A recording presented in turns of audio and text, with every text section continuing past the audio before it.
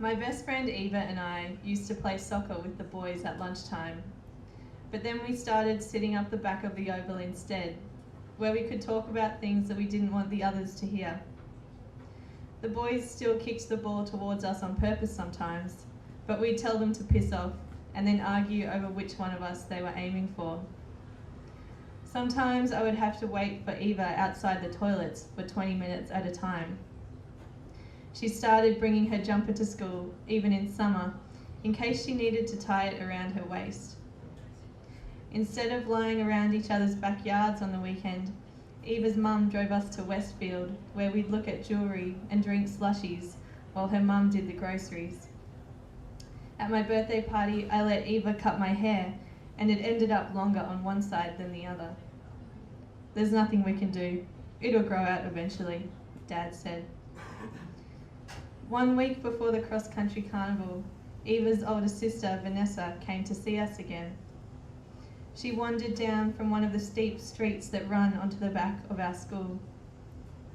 "He says I have to go with him," Vanessa said. "So just go," Eva said.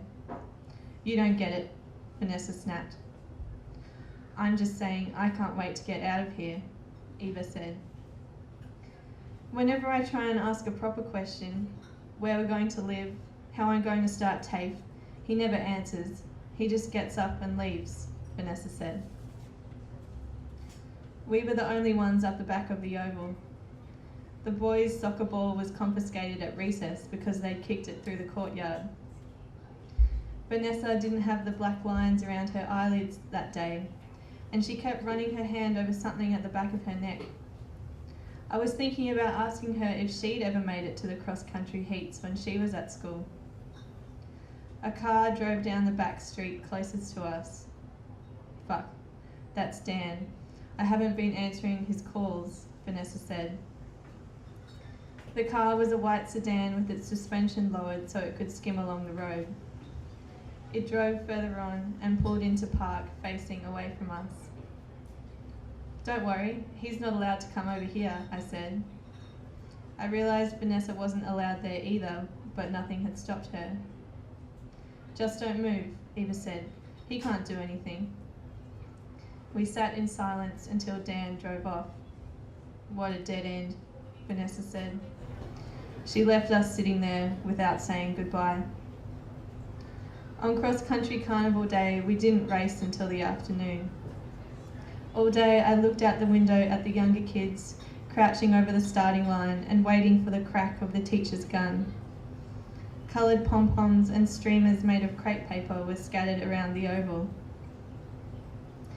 When we started the last lap, I felt my heart beat faster without even checking the pulse from my neck.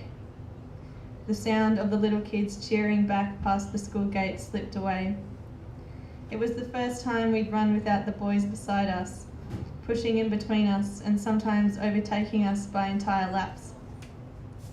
I focused on reaching the gum tree at the end of the path. I was coming third, Eva was second, and Riley was first. Eva knew I wanted to win. I was mad at her. I could tell she'd never tried to really run until now, the only time it meant something. I watched her dark ponytail flying out behind her and tried to ignore the stitch that was growing in my side. If I didn't catch up, I had no chance. When I saw Riley and then Eva turn left at the last gum tree and disappear, I turned right off the footpath and ran between the trees. The girls behind me must have seen me go.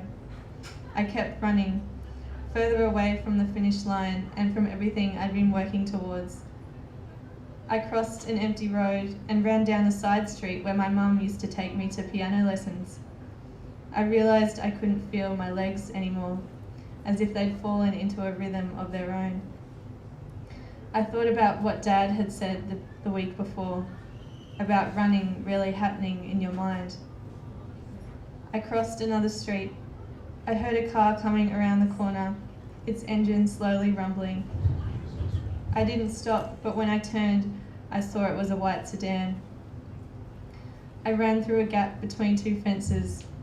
I stumbled on towards the end of the street and wondered where I was going. Thank you.